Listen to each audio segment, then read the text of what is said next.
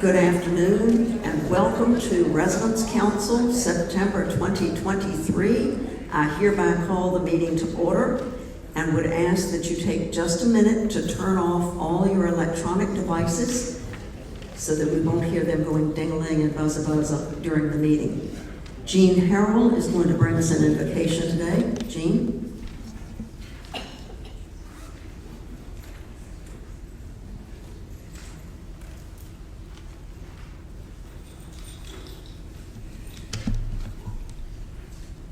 Let us pray.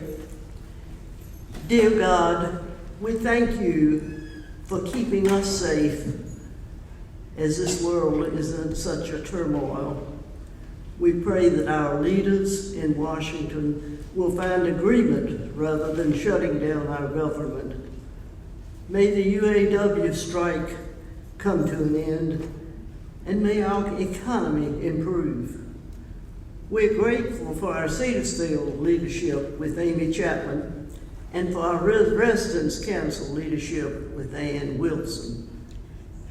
As we begin this new section of the year with all the holidays, may we be mindful of our time and energy that we spend. Bless all the residents and the team members as we strive to show love, patience, thankfulness for our wonderful Cedarfield community. Amen.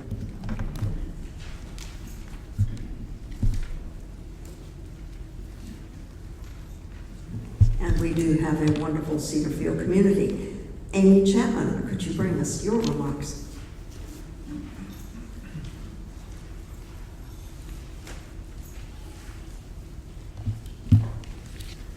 Good afternoon. Happy Wednesday, everybody. I have a brief report from administration. The first thing I'd like to share is that we are at 90% occupied and 93% occupied and reserved in our independent living area here at Cedarfield.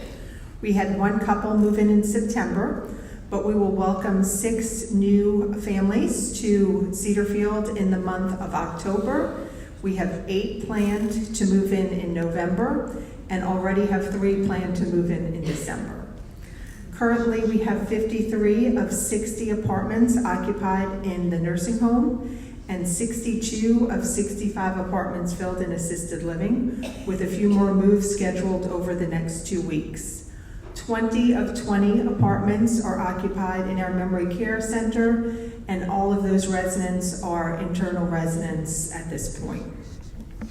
Our turnover in staff continues to get better. Over the last 90 days, we had a 14% turnover in our team members, with the critical number being that we have declined to only 8.7%, close to 9% over the last 30 days. So we've seen improvement even in the last 90 days. Typically, we look at those numbers and survey our team members to see what's working and what's not working, and over the last couple of months have made some tweaks, and we have seen that an improvement from those changes we've made. COVID, we have no residents who have tested COVID this week, positive for COVID this week, but we do have 2 team members who have tested positive. We are encouraging both team members and residents to participate in our clinic or booster for COVID, which will be scheduled on the 9th. If you haven't received information about that, that will be coming out very soon.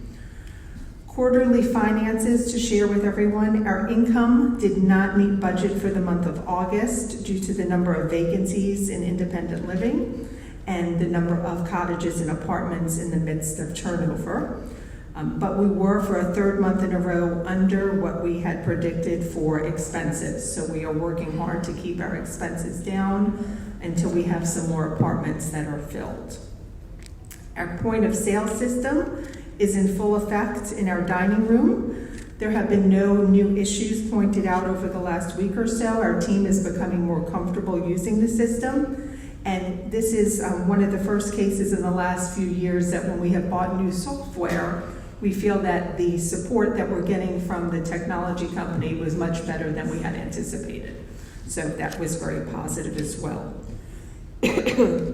We will be holding area meetings starting next week. These will be regular meetings that happen on the first Monday of every month. What we are going to do is going to have administrative departments within Cedarfield pair up with different areas, typically 2 or 3 areas at a time. The purpose is to create an atmosphere for exchange of information within small groups, and we hope that many of you will attend that. It will be re-advertised in the Informer on a regular basis. If you are scheduled for a meeting and you have a question about something that might pertain to another group's meeting, feel free to reach out to another area and ask their area rep if you can join that meeting. And there'll be plenty of time for questions after each presentation on a monthly basis. So hope to see great attendance in that starting this week on Monday, next week on Monday. And lastly, thank you to all residents who participated in our silent auction to benefit the Alzheimer's Association and our walk.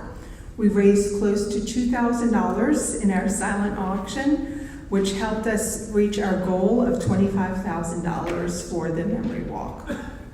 Our team is putting together a plan for the walk, which will be in November, and we know that we will have a lot of team members and hopefully a lot of residents there to wear their Cedarfield t-shirts and be loud and proud. Any questions for me? Yes. Yes, ma'am. Where is the great room? That's one of the places. It's like a scavenger hunt. Where is the great room? The great room is in assisted living. It is a newly renovated room all the way at the end of the building in assisted living on the 4th floor. Yes, Ms. Fiske. What is the current population of residents here? And what is the anticipated total number of residents? The total number of residents and the total anticipated number of residents. I did not check it this morning. We have 431 apartments in independent living, and to date we have 407 of them filled. I don't know how many residents offhand. I could get that exact number for you and let you know. It all depends really, because our apartments in independent living in particular can be inhabited by a single person or a couple. So it varies. Did that help at all? Do you want the exact number? Okay, I'll get that for you. Other questions? Okay, thank you all.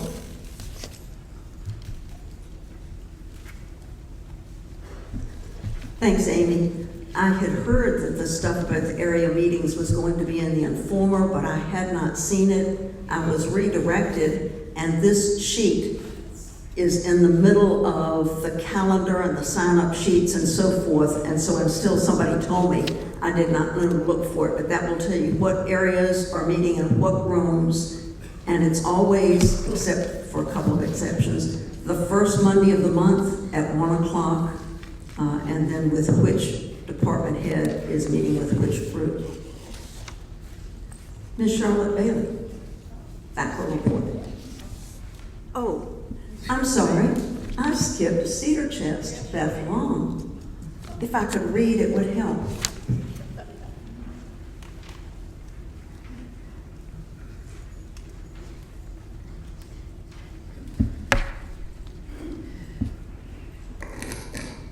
In case anybody has been asleep this past week, fall officially fell. And the Cedar Chest sales may have gone dark, but don't despair. Twice a year, your volunteers rotate the inventory, and the October 5th sale is just around our corner. The volunteers are working tirelessly so that we can restock to tempt you with exciting new fall and winter items. Normally, there are 6 or fewer move-ins on campus each month, whereas this summer and fall are very, very busy. The opening of the new assisted living units, the carving out of a more immediate prospective residents waiting list, that's a mouthful, COVID becoming endemic, coupled with normal campus relocations, have all resulted in what's really a perfect storm. Cedar Chest is literally bursting its seams, and for a few well-spent dollars, team members, residents, and their guests can reinvent themselves and their homes to benefit Cedarfield charities. Now that we're past the first quarter of the fiscal year, that's May 31, sales continue robust to accumulate to almost $5,000. $4,985.80 to be precise. This total includes creative use of off-site sources and utilizing local consignment shops and internet outlets for unusual items. The big pop-up event of the summer was the hosting of a Gillespie Celeste ice cream social to express our thanks to customers and donors alike. Residents and team members were enthusiastically and amazingly patient, lining up for several hours completely through the lobby, awaiting their cones. With your continued support and patronage, wouldn't it be great to look forward to enjoying a repeat of that annually? Thank you.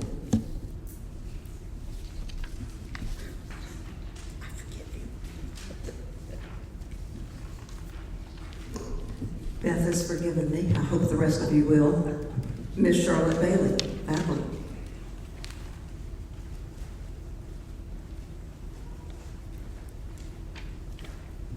Good afternoon. We held a membership-only meeting on September the 15th. This meeting was to elect officers for the coming year and to consider some specific recommendations from the nominating committee. But we did a little more than that because we had been hearing from time to time. Some residents would say, well, what is VACRA? What is it about? Why should I join? What can it do for me? So to answer that, we had Barbara Fiske, Martha Cole Glenn, and Sally Wood talk to the membership and review the reasons they had chosen to join and to work for VACRA, and gave an overview of the many projects that VACRA is involved in, and reviewed the importance of membership and renewal. So that was one purpose. Then Roger Dowdy, who is chair of the nominating committee, presented an overview of their work, recommending additional duties for some of the offices and coordination of duties of other of the offices. 3 offices were elected for 1-year term only, and 2 for a 2-year term. We were reminded that it's not a good idea for all officers to leave at the same time. We need consistency. So we tried to stagger some of the offices. I was elected for a 1-year term of president. Sally Wood was elected to a 1-year term as vice president. Francis Aiken elected to a 1-year term as treasurer. Bob Staples was elected to a 2-year term for secretary, and Roger Dowdy was elected to a 2-year term as program coordinator. Our discussion of the progress of our attempts to get a resident on the Pinnacle Board produced a lot of questions from the membership. And I would say that one of the results of the discussion led us to establish a strategic working committee to develop practical steps to help us in planning the best and most useful approach to this problem. We know it's a very long, slow process, but we're hopeful. We remain hopeful that we'll get the opportunity to talk with board members and convince them that they need our perspective and that it's a national trend to have residents represented on their boards.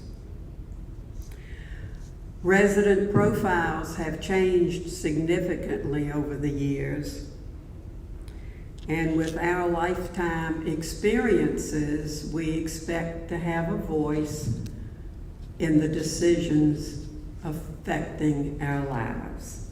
So we hope to have the opportunity to talk with members of the board, and Anne is going to talk with you more about that in her report that she's going to give at the end of the meeting. Any questions or comments? I always forget to ask if there are questions. I'm sorry. I remembered this time. Any comments? Anybody interested in joining VACRA?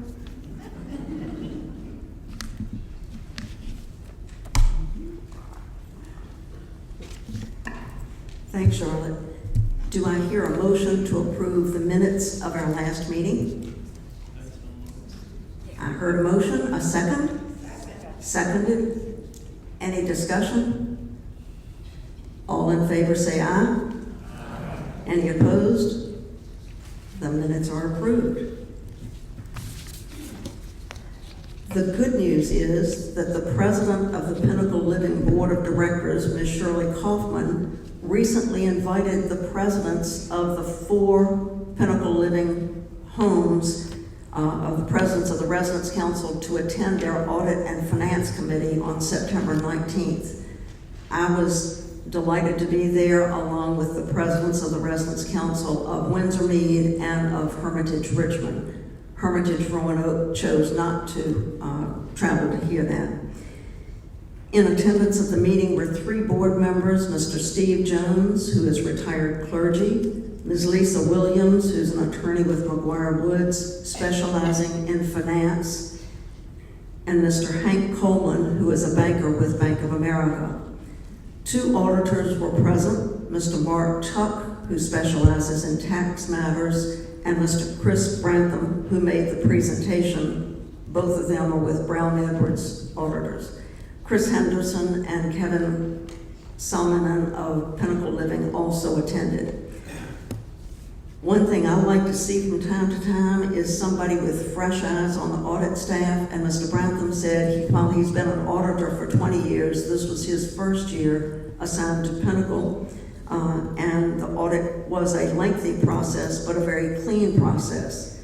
The financial documents were internally prepared, and the audit opinion was clean and unmodified. There were no adjustments to the figures that the Finance Committee reported to President's Council at its last meeting. And so that was good news. I have thanked Ms. Kaufman for the opportunity to be at the meeting and for including the presidents of the Residence Councils in the meeting, as I believe this is the first time that has occurred. So I looked for a bit of and appreciated a little more transparency. Any questions on that? Couple of reminders for residents about parking. Parking in front of the building is to be limited to 2 hours with no overnight parking. This allows visitors, including residents from cottages, to drive up for meetings or for dinner and to be able to find a place to park. Another reminder about parking at Cedarfield is that most of our population qualifies for handicap parking stickers or tags. Thus, we have very few handicap spaces on campus, and to my knowledge, we only have one that is without a time limit. That is up front. And somebody keeps parking there overnight and many hours. And when we have a visitor come to campus who desperately needs a handicap space, it's very difficult. So I hope all of us will be very thoughtful of others when we are occupying a space for those with handicapping conditions. Any questions on parking? One last word to the wise. Scammers are working overtime these days. They want to separate us from our money. We don't wish to be separated from our money unnecessarily. So if somebody calls you or sends you an email and starts wanting numbers like social security numbers and account numbers and PIN numbers, do not fall into their trap. Trash that memo right away, hang the phone up. If it's your bank calling, do not answer the questions, hang the phone up and call the bank and find out if they were trying to reach you about a matter. That will help you get to them. So watch out for the scam. Next, we have committee reports, and please remember that the committee's full minutes are attached to the minutes of the meeting every time, so the committee chairs are asked to give the most important highlights at our residence council meetings, and the committees are where the work of this council gets done. Communications, Vivian McCoskey.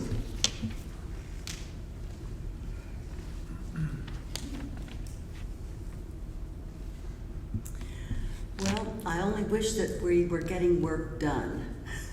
In fact, the Communications Committee, we meet once a month, has ongoing business. You have heard me talk before. You have heard me talk before about the need for area maps, and we talked a lot about that at this last meeting. If once we get these in place, you won't have to ask where is the grant room, or where is the hub, or where is the whatever. We continue to look forward to these more detailed small area maps, and to having them included in the residence handbook. But this is a project that is not moving quickly at all. The second thing having to do with maps, also not moving quickly, is the evacuation map, wall-mounted map outside D-Wing. And it's upside down, but the lettering is right side up. The whole thing needs to be replaced. I've been in touch with both facilities and safety and hope that they can help move that project along. We're continuing to monitor 974. It's one of the main sources of information for residents, and we're finding that there are issues. The repetition of slides being up too long, slides with too many words, etc., etc. We're calling this to the attention of all the people we think we have a list of all the people who are able to put up slides. If you notice an error in particular in the slides, Karen Tate, our typical concierge, is authorized to edit slides when there are problems like that. So be sure if you notice one to let her know. We are concerned, we as a committee are concerned that there is no overall coordinator for 974 and the things that are put on there. And we're pursuing that with Florence Brooks and with her staff, hoping that somebody will be the ultimate marshal, if you will, of 974. And that's where we are. We are looking forward to our next meeting. As I said, it's once a month. We meet the second Monday of the month. And any questions? Thank you.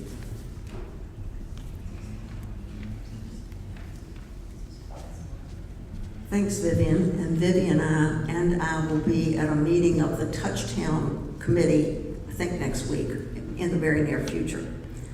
Ravi Ravindranath, a report from dining.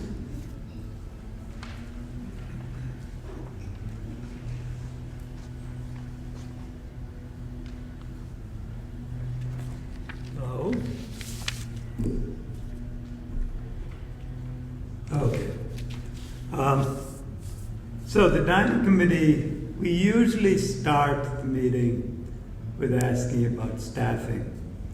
And the good news is that we're good. We have one person, one place available, and that's one of the line cooks. We have that person is leaving. So that outside of that, things are going well.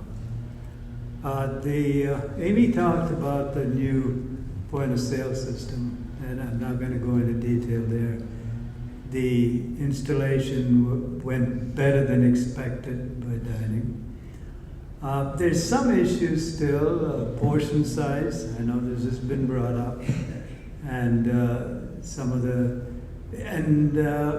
dining insists that it is training, and they need to train their people. There are still people using their pads and pencils, as you might have noticed, and they need to start using the equipment. There is in the bar, if you've looked at it, at the back, there is all the bottles are open bottles are located, and there is no way to cover it at night. So, and if you've noticed, I'm sure you've noticed this, all of the bottles have to be taken down, put in cases, and carried to where it's locked up. So we're working on some kind of a screen or something that can be locked up, so these don't have to be carried back and forth. And Neil has agreed to look into that. There's another issue that's been brought up a lot, the menus, in terms of the accuracy of the menus, the printed and the one on Touchdown. And again, we had discussed this, and David Stewart had said that he would be proofreading, and since he left, Neil has agreed to take that on and see if he can set up a system to proofread. We talked about green containers in the Atrium Cafe. Why not?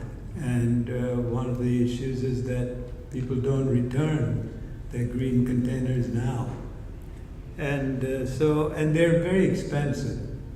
So Neil is looking at other options to, if he can find less expensive, reusable ones. So we'll have to wait to see what happens. The old topic, air conditioning in the Atrium Cafe, supposed to start on October 2nd. And they'll be closed for 2 weeks, and the breakfast will be served at the grill. And Neil is working on coming up with a plan to serve dinner, which is usually served in the cafe, trying to figure out where to do that. The proposal for the cardboard container has already gone to head office. Again, talking about recycling, the styrofoam cups that are used, and Neil is going to try and get some compostable ones that are less expensive. But one of the things that was brought up was if people brought their own mugs or containers to get coffee, whatever, that would help a lot. And Denise has said that we'll have some in the gift shop. So, and we're talking about a challenge on 974 trying to get people to do it. The other thing that was brought up just for brainstorming was the cocktail lounge. Again, we've talked about this the last couple of years that I know of. There are people who would like to have a cocktail lounge. All of the other major facilities like Lakewood and Covenant Woods and Westminster, Canterbury, they all have cocktail lounges, and people like to have one to meet before dinner or even without dinner. So we're working on that. We've set up a committee. I think the first thing that we're going to try to do is to determine how much interest there really is in the community. Yes, there's a lot of people have talked to me about it, but when you look at the total community, how much interest? So we need to gauge that. We need to find out. So that's where we are with that. That's it. Any questions? Okay.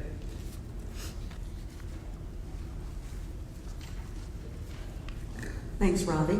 Susan Hutchison, Facilities.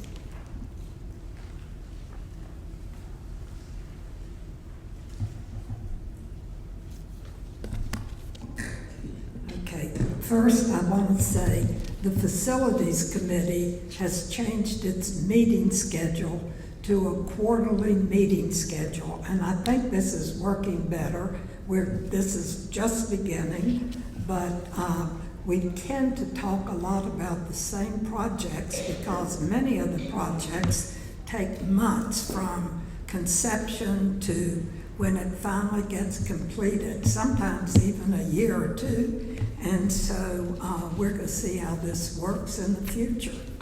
But we met on Tuesday, September 12th, and I wanted to tell you some of the long-term and short-term projects that have been completed since our June meeting.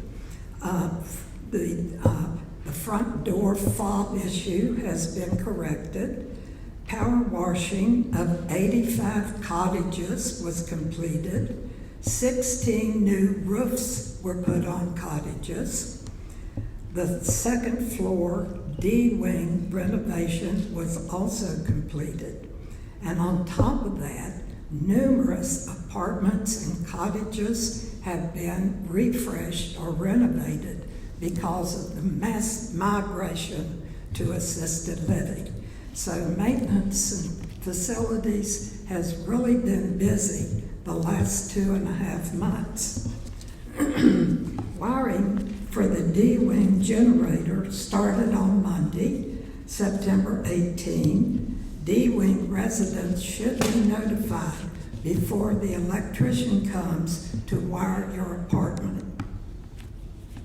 The contractor will also install conduit for the electric vehicle charging stations. A decision will be made soon regarding fast chargers versus slow or the slower type, like they have at Windsor Mead and Williamsburg. There's a question regarding whether Cedarfield has sufficient electrical capacity to support the fast chargers, so that needs to be determined.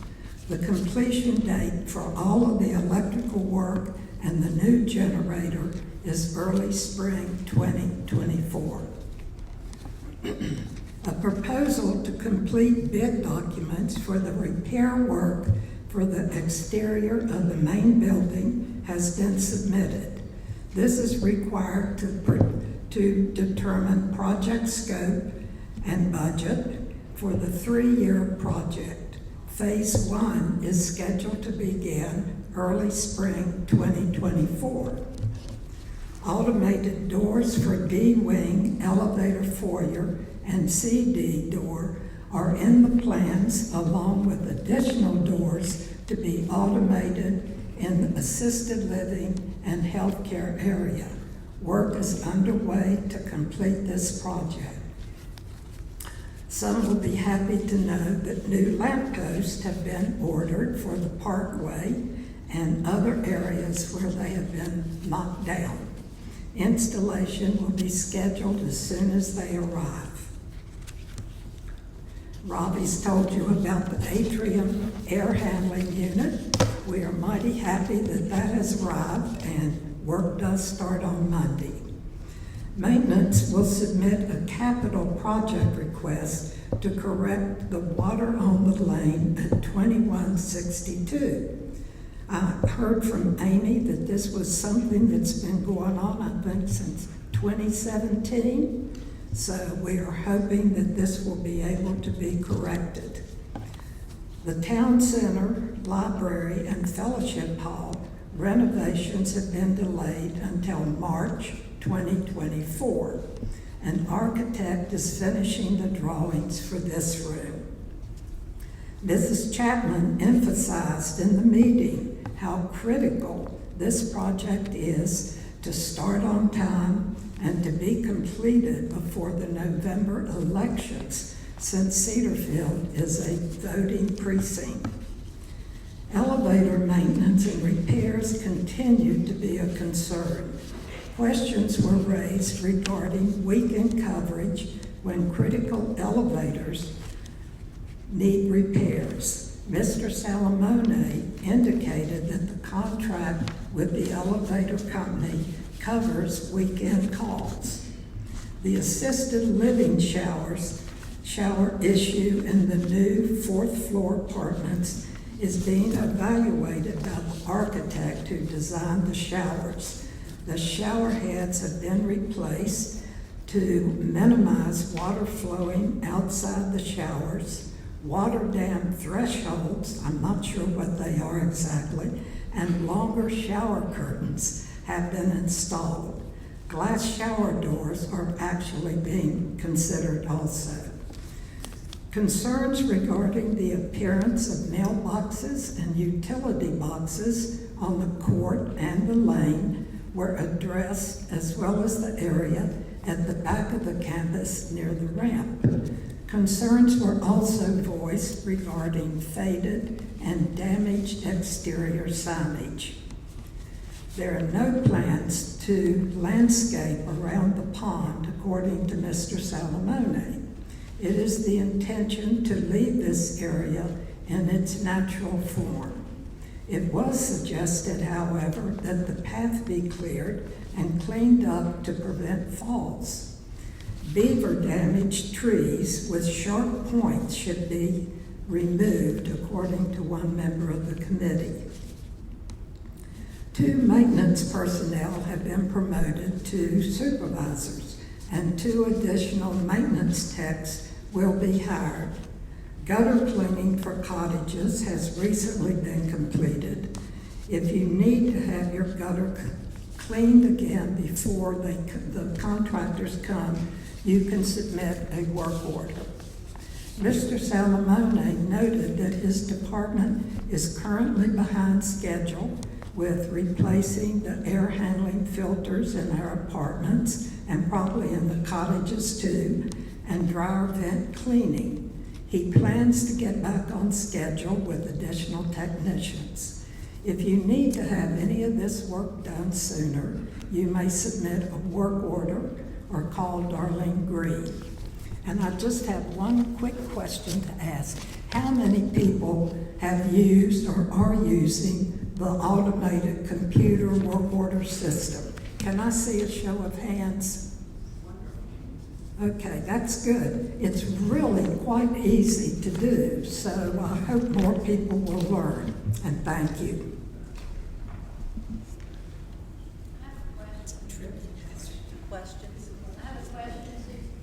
Questions? Wait for the microphone, Denise.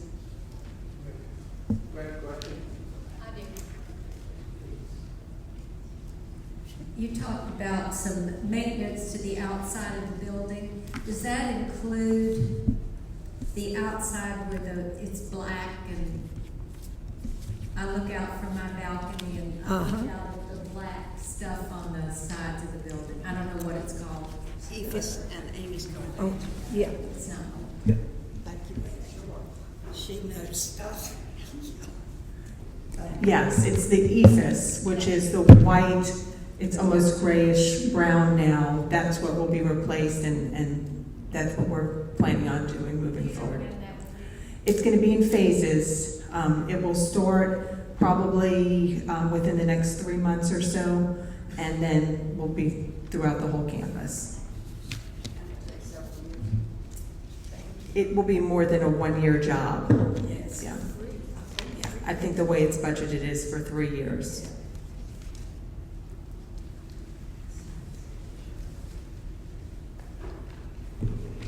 Flower Guild, Mrs. Rucker.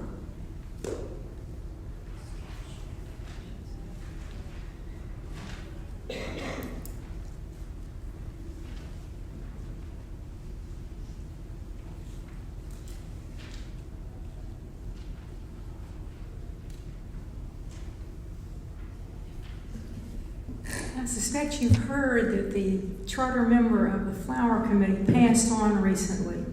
Helen Bethune died 8 days before her 108th birthday, and was ever the consummate cheerleader for us all that time. Prior to her death, and talking to her family, she said she adamantly did not want a solemn service. She didn't want long faces. She'd had a wonderful time being here. And instead, she would like a party, and you are all invited. It is going to be November 19th, 2 in the afternoon, right here. And if you have a Helen story, bring it. We'd like to know it. She gave you plenty of opportunities to have stories with her. So we'd love to hear some of them. Thank you.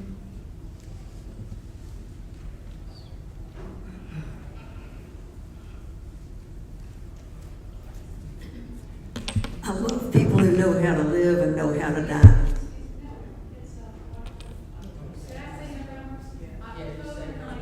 October 19th is the party in memory of Helen Bethune, 2 o'clock this room. Gardening, Sally Sessoms.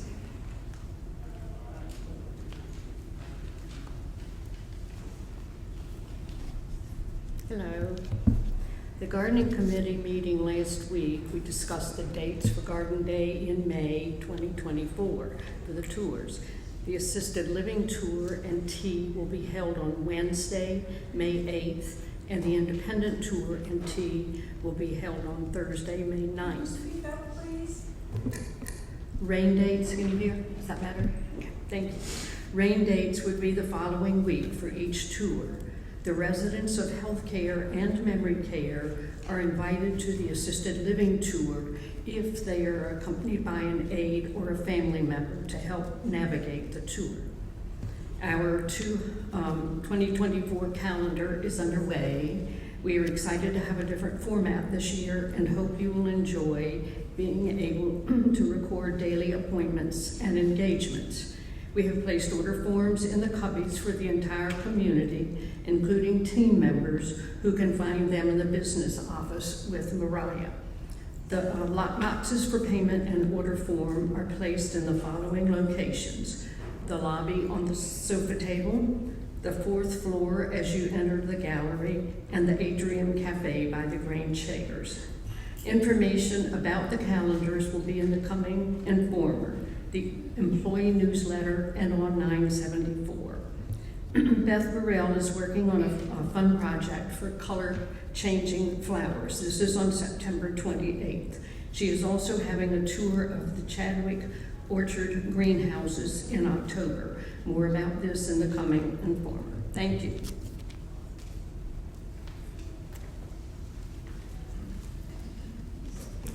Thanks, Sally. Wellness and Leisure, Barbara Rose.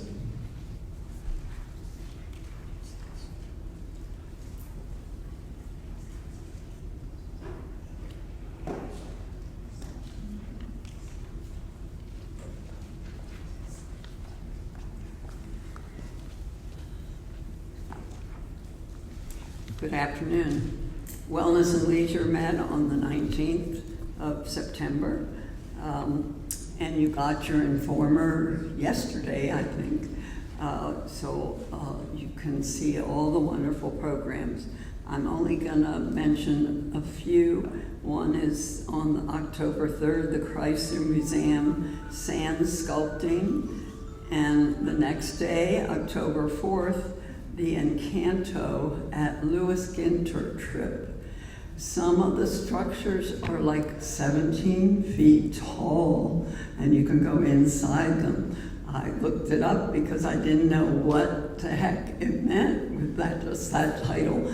So you might want to look at that.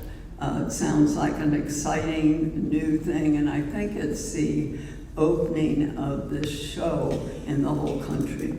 So that is an exciting opportunity for everybody.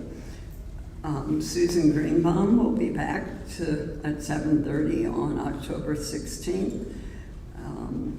And Hallway Trick or Treater, that is Sunday, October 29th. And there's a big Halloween party on October 31st at 11:30 in Fellowship Hall.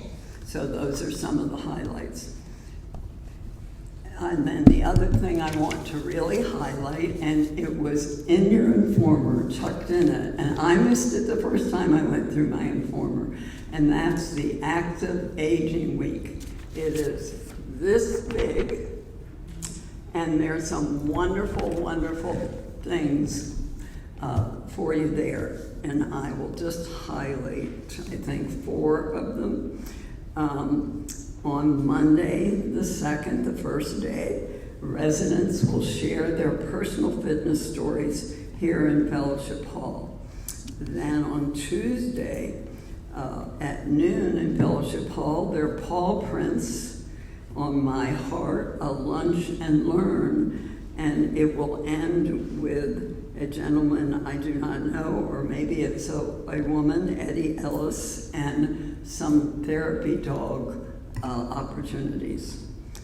Wednesday, I highlight, there is going to be 11:15 downstairs in what I call the gym, and that's the same place where the whole programming committee's offices are, with all our equipments. New circuit class using the strength fitness machines. So that will be an exciting thing for people to put on their calendars. And a wonderful talk will be on October 5th, Thursday. Dr. Peter Bowling, Division Chair of Geriatric Medicine at VCU. And then on Friday, October 6th, one of my favorite things, there will be pickleball and cornhole at the clubhouse. And that's at 12. No, let me see when that is. That's at 9 a.m. Okay, so you can play. They're going to do pickleball on the courts, and they're going to have cornhole out on the deck. And we can have a really light breakfast and join in the fun. So that's the last one I will highlight. 2 things. We had 2 members that have to go on due to other responsibilities or issues. One is John Ferris, who we thank for all his dedication on the committee for almost 2 years. And he was responsible for putting up the schedule for the sports on the big TV in the Atrium Cafe. So we're looking for someone to do that, and he's willing to help set somebody up. So if you watch the TV in the Atrium and you know a little bit about the channel, we are going to try and get directions on the little gizmos that change the channel to make it easier for people to use. But we need a person for that, and they will work on a Super Bowl party as well as the Atrium Cafe big TV schedule every weekend. And then the other person, our veterans program here. Our veterans program has just been so wonderful in the last 2 years with John Klickner, but he has to step down. But fortunately, Ted McCormick has been in the wings doing a lot of that work, and he's going to step up and do what John Klickner did. So there'll be no change there. And that's all. The rest is in the minutes that are attached to the resident council minutes. Any questions? Make sure you look for your active aging and sign up for something or put it on your calendar. Thanks.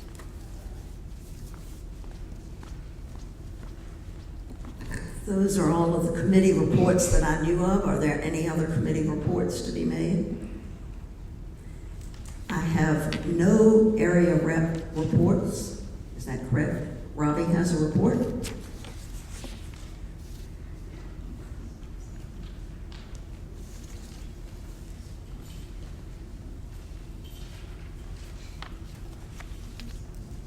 This is a quick report. Dean and Frank Mountcastle wanted me to just read this. Just two announcements. Shirley White has moved from 2127 Lane to assisted living, 3821.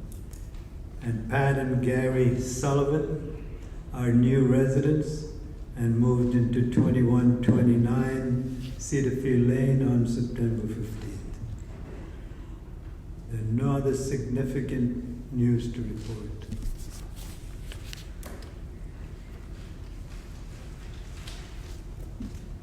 Thanks, Robbie. Any other area reports? Starting Monday, we're going to be having area meetings with the department heads, and then, as Amy said, at the end of each area meeting, there will be time for reports, questions, activities by the areas, and one I will be sending out to the area reps involves the Good Neighbor program that we adopted as a council at last Residents Council meeting, and the resident area would be a good time to broach that with your residents to see if someone either would be willing to be a good neighbor and help somebody in case of an emergency, or if somebody would like to say they might need some help and people might not feel comfortable doing that in a public setting. So, aware of that. Any other questions about committees or area reports? Barbara? Frank? Where did Frank go?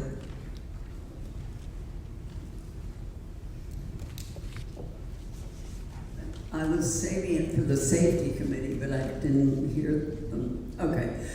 Well, I have a safety concern. The floor around the bar has grooves in it, and the chairs get stuck in them, and they tilt back. And one I saw fall, and a woman fall and hit her head some time ago, in the last 12 months. And I wonder if that can be looked into. Some people have said there's a substance you can put in to get rid of the groove that the chairs stick in. I would suggest that that's not an item for the safety committee or residents council, but rather is ripe for a discussion with Lacey Salamone, explaining what the problem is and see if we can't get it taken care of. But Frank is a member of the safety committee, so I know he'll put that in his head for follow-up with safety. Yeah. Any other questions or concerns about committees? All right. Resident on the Pinnacle Board of Directors. For, I would say at this point now, 2.5 years, Barbara has been working towards getting a resident member on the board. In last December of 2022, Residents Council adopted a unanimous resolution asking for 2 members on the Pinnacle Living Board. And we did get a response from Pinnacle Living and had a small group were invited to meet with some of the members of the board, which we did in March. And those people were Charlotte Bailey, me, Jim Farron-Holt, and Barbara Rose met with them. And we had thought the procedure would then engage another meeting after their board meeting, but that was not to be. So we were denied the opportunity to have a resident on the board. Since then, Charlotte and I met with Chris Henderson and Amy Chapman, I believe it was in June, to talk about what might the next steps be. How can we work towards this? And we talked about possibly having a small group of residents with a small group of board members in an informal setting, trying to get each other known more as human to human. instead of in any kind of adversarial setting. For example, when I went to the Audit and Finance Committee meeting lately, while Ms. Coffin was not in the meeting, I saw her in the hallway and was able to express I was glad to see her again. And she said, "Oh, please call me Shirley." And I became Ann. So you begin to adopt some human connections in these things. Mr. Henderson, Ms. Chapman, Ms. Bailey, and I met again recently and discussed this again, and we were asked to submit a list of possible topics for discussion and maybe some people who might be invited. That has gone to Chris Henderson, and Charlotte and I are sitting by our phones daily, waiting for the phone to ring. He has indicated it would probably occur before the end of this year. Charlotte is very hopeful it will be sooner, but we are not giving up on that. So we are still working toward, feel it would be helpful for the board to have an understanding of the perspective of residents, as well as it would be important for the residents to understand that our lifelong investments in this place are being handled well.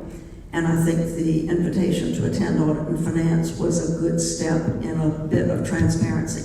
Questions about the process? Yes, wait for the microphone headed to Milt Cerny.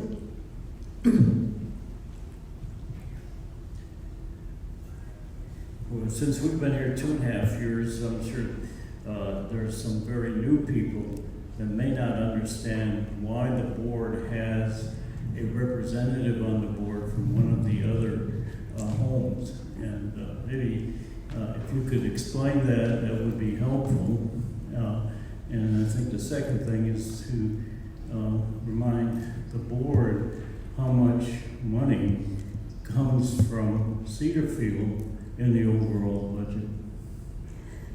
There was a member of the Pinnacle Board who lives at Westminster Canterbury, but her professional life had been spent in the aging environment. She was statewide head of area on aging or something of that nature. One of the questions we posed that might be good for discussion in a small group is, did the board learn anything from having a resident of a continuing care retirement community be on the board? Excuse me. And each time the board meets, I'm sure they see the revenues coming into Pinnacle Living, and the place that they get their revenues for most of it are from resident fees and renovation fees coming into each of the communities, or from grants that they may have. But yes. Other questions on that? Donations. At our last meeting, the Residents Council approved giving what we usually give to the Flower Guild and to the Library Committee, and I have received letters from Cedarfield thanking us for our donations to those two groups. And I will be in touch with David Taylor to see when our 2024 donations, when we should put that on our calendar to make a decision on that. Any questions on our donations? Just for your information, we get $500 a year. We don't keep any of it at Residents Council. We give it to the Flower Committee, the Library Fund, and we pay the VACRA dues. So that's where our money goes, or at least traditionally. New business. Our bylaws call for the appointment of a nominating committee in October. Today is only late September. I would hope that this body would approve the appointment of a nominating committee, because with Thanksgiving in November, I want to give them plenty of time to come up with good names. The positions they will need to nominate to us will be president-elect, because our current president-elect, Frank Miller, becomes president on March 1. Our assistant secretary-treasurer has done a great job learning the ropes, and assuming she's still willing, she'll become the nominee for the secretary-treasurer starting March 1. So there will be need for a new assistant secretary-treasurer. I am in the midst of writing job descriptions for those positions. Mary Ann Bagby took a great swipe at the description for the secretary-treasurer, because because the computer skills that are needed in that job, it's not so much taking minutes as it is compiling things electronically. And Beth has reviewed it, and I've made a few revisions to that. And then I'm working on the president description, which I've gotten some suggestions from others. We'll give those to the nominating committee if you all approve appointing such a committee today. So I guess I could ask, is there anybody who's willing to say yes, they would like for me to go on and appoint a committee, and then you get to vote on that? All right, several people are saying so approve. Any discussion on appointing it on September 20, whatever today is, versus October? All in favor of appointing it? Any opposed? Thank you. And the people I have asked and have agreed to serve are Don Branson, and the committee has to have a past chair. Carol Marco has agreed to serve as a past residence council president on it. Louisa Rucker, Dick Sessoms, and Christine Watt. And those names, I would ask that you approve those 5 people to serve as a nominating committee. There has to be a minimum of 3, and I thought an odd number was good, so I went for 5. Any discussion on the nominees? Do I hear a motion, or I'll even make a motion that we approve these 5? I guess I can't make the motion since I'm doing it. Motion to approve those names. Do I hear a second? Second. Any further discussion? All in favor? Aye. And thank you so much to the 5 people who were asked and who said yes. I appreciate that. So at our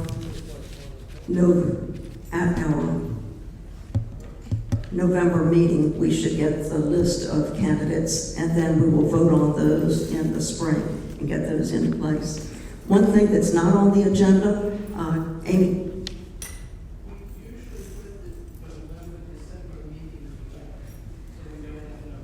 The November-December meetings are combined, and it's late November, like the 29th or something, I don't know, but you've got the schedule of that. They are combined. One item that is not on the agenda that Amy spoke to a little bit before, we had something so exciting happen here at Cedarfield not long ago, and that was Bill Smith challenged every one of us to dig deep into our pockets. He was making a significant gift in memory of his beloved wife, and he had agreed to go, if we met last year's $20,000, to match that, and he would go as high as $25,000. I saw his hand when he was on his way to turn in the check the other day, and I think it was shaking. We ended up raising $29,000, and I hope that lots of us will show up on November 4 to actually walk the Alzheimer's Walk. But Sonny Zinder suggested to me that we needed to do something to honor Bill Smith, so I'm proposing that we call Bill Smith the Honorary Resident of the Year, Cedarfield 2023. Second to that, all in favor? Aye. Yay, Bill, I'm sorry he's not here. He's usually here at these meetings, so I will look forward to telling him that later on today. But he challenged us, and we met that challenge, and it was a great job. Denise, wait for the... I definitely think we need to put a slide up on 974 to that effect, that he is the resident of the year.